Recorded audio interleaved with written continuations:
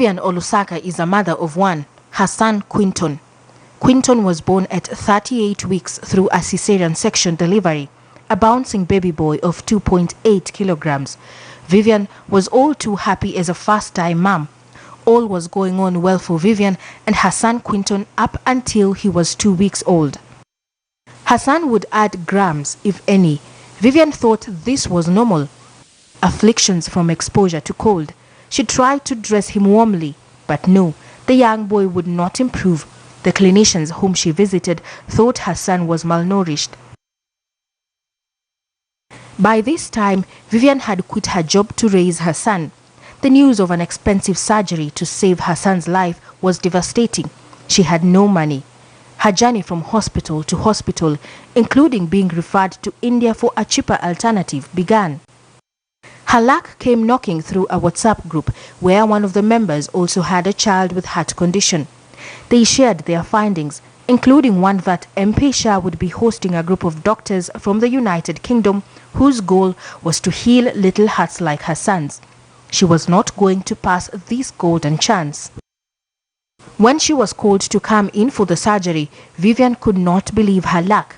Her son underwent a successful open heart surgery in November 2018. Other than that, Vivian was all too happy to go home with her baby. Despite his delayed milestones, Vivian knows that his future is as bright as any other child his age. Quinton's story is a story of Michelle. It is the story of Yaris. It is a story of 500,000 other children in Africa born with congenital heart diseases. Developed countries have made significant strides in addressing these birth defects, but Kenya, like other developing countries, are still lagging behind. We talk to Dr. Salim Jivanji, an interventional cardiologist working in the United Kingdom and part of Healing Little Hearts Kenya, a mission that visited MP Shah Hospital to offer open heart surgeries and cardiac catheterizations to repair various types of congenital heart diseases. I like cardiology as a career, but interventional cardiology, particularly in congenital heart disease, allows you to see every single subspecialty in pediatric cardiology. So I say pediatric cardiology because that's mainly congenital heart conditions, which is what pediatric cardiology is about. But with interventional cardiology, first you can see patients which have pulmonary hypertension, which is a subspecialty in itself in Western countries.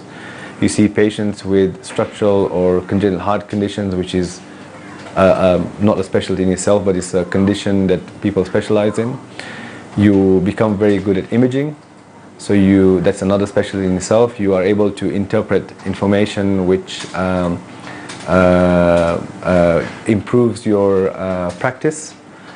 And also you have, I enjoy the technical nature of doing very high technology and highly advanced procedures. And the outcomes, the transformation of life is quite amazing. Broadly speaking, very broadly speaking, there are three sort of types of heart conditions. One is, or actually two. So one is congenital heart, which is something that you're born with. And then the other one is acquired. Acquired heart conditions are one that you acquire through the process of your life. So it can be either an infection, it can be as part of your lifestyle. So if you're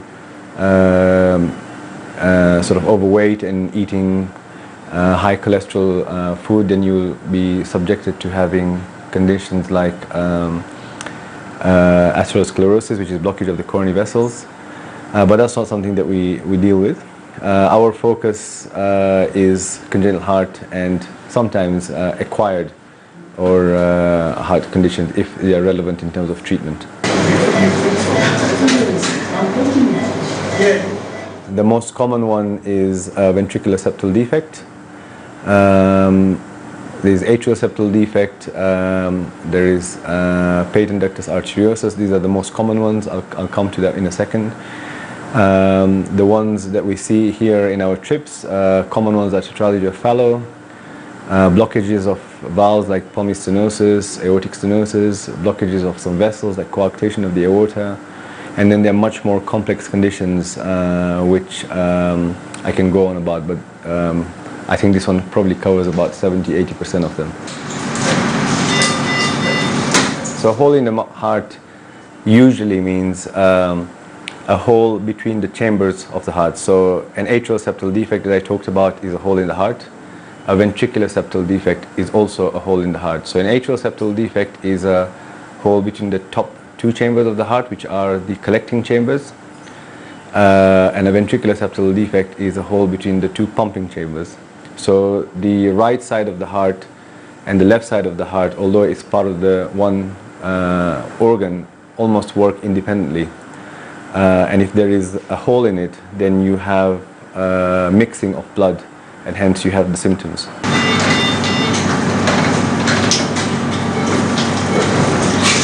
Whenever we see a patient with a congenital heart condition, the most common question from the parents are, have we done something? Is it something that we could have done to prevent it? But actually there is no clear reason, there is no clear understanding why it happens. There are very few conditions which are associated with certain medications that you take with pregnancy, but those are extremely rare and it's well publicized. And if you're getting treatment by a medic, then they should be aware about them, but the vast majority of them, more than 95-98% of them, we have no idea why it happens. So there are various different things to look out for. It's interesting because it's the kind of thing when I give advice in the UK, it's very different to what I see here in Kenya. We've seen patients really late. We've seen patients which have come in about 10 years of age, having had a heart condition and the family have never known about it. But the kind of things to look out for is breathlessness is very common, getting tired all the time, turning blue. So if you're doing a minimal amount of exercise, the color changes from being pink to becoming quite blue. Not growing very well. That's a very non-specific finding, but if everything else is going fine in terms of they're feeding well, they're doing well, then if they're not growing well, they're not putting on weight, then there should be a suspicion that something might be wrong. But this is just things that parents find, and usually visiting a doctor, they should be able to pick up certain signs from the doctor to be able to point that there may be something wrong with the heart. Do all these symptoms occur at the same time, or do they have an age difference, such that if the child is a newborn or still within 1 year, they have different symptoms as opposed to an older child? The condition is, so it depends on the condition.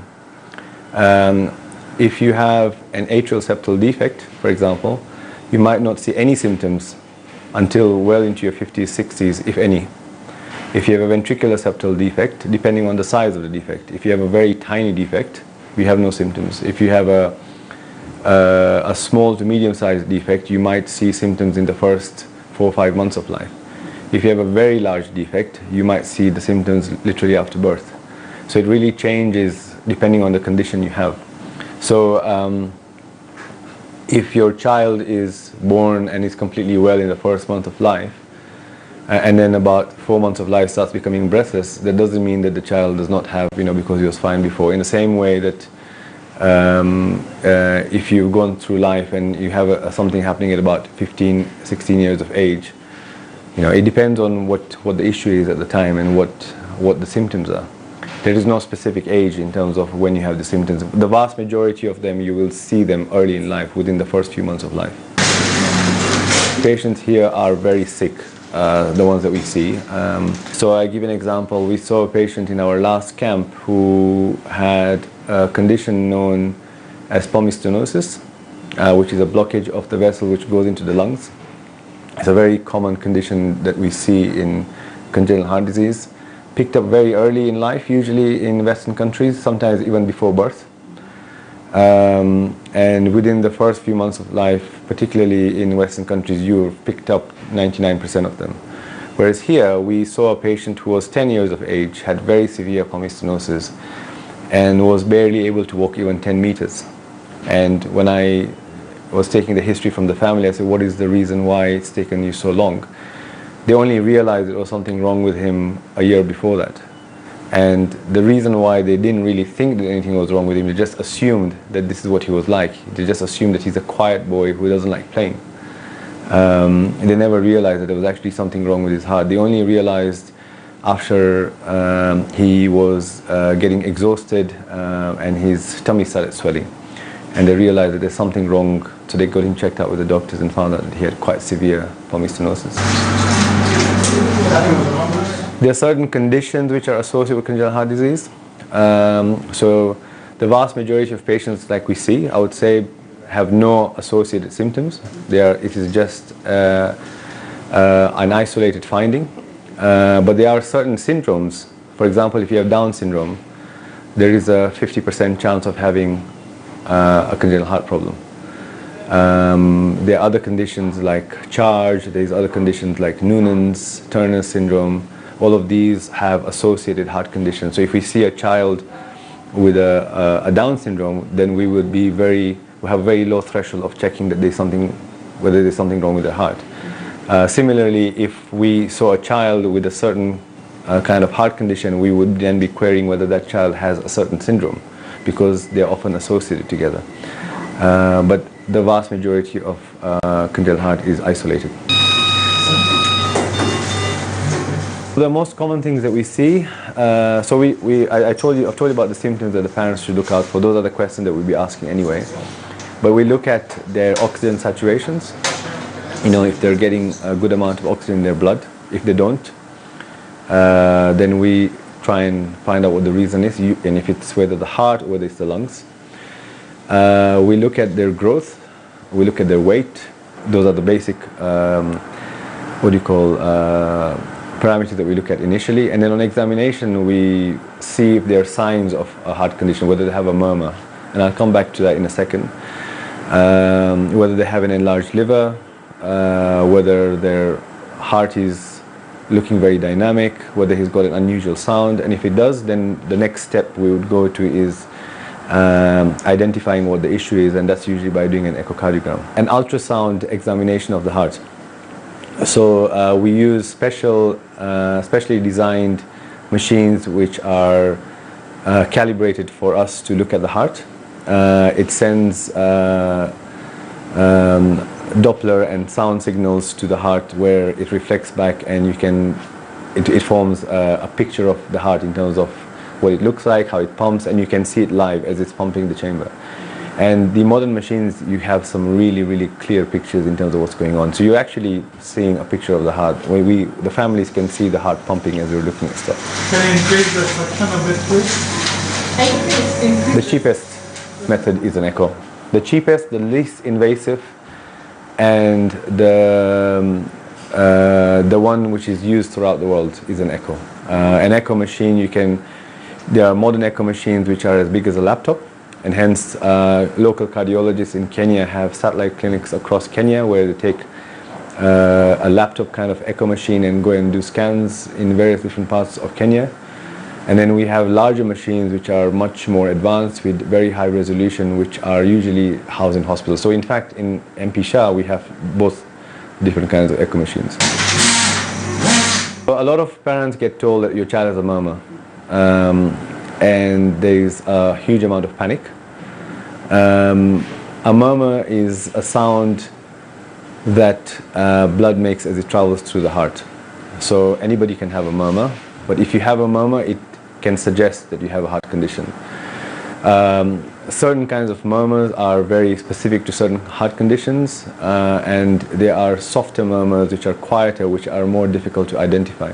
But it's usually a spectrum of different conditions. If I saw a child with a murmur and everything else is completely normal, and the murmur is very, very soft and it changes in sound depending on the position of the child, or it sometimes becomes quiet, then it's unlikely to be of anything to be concerned about. But if I saw a child with a loud murmur and looking very small and breathless, and the color is not right, then you know that there is something likely going to be wrong with the heart. If you have an enlarged liver because you have a big hole in the heart and your heart is struggling to pump blood in the appropriate manner, once you correct it, it usually goes back goes back to normal after 4 to 6 months, sometimes even a year. If you have a heart condition where you have a severe blockage of a vessel, and as a result of that, your pumping chamber becomes really quite thick, and it changes in terms of how it pumps blood. Sometimes your liver never completely recovers in terms of becoming a smaller size. But usually the vast majority of patients, they will, once you correct the heart condition, you dramatically improve everything else in the body.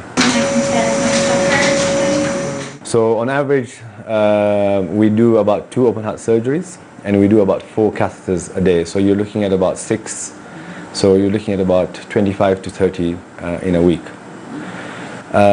So then you have about 40 patients which we can't do anything for. How do we decide which one to pick? That's the difficult choice. We try and choose patients on clinical basis.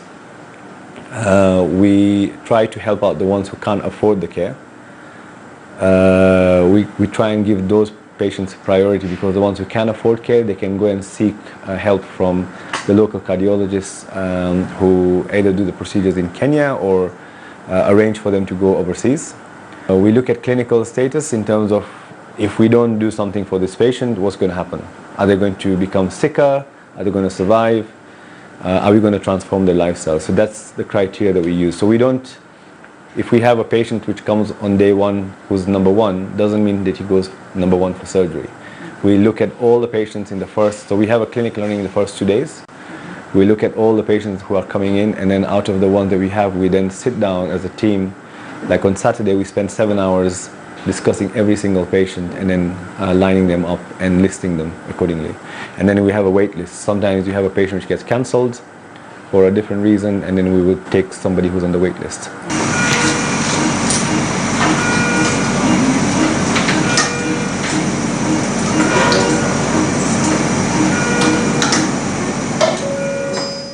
About 45 years ago, every single heart condition was done by open heart surgery.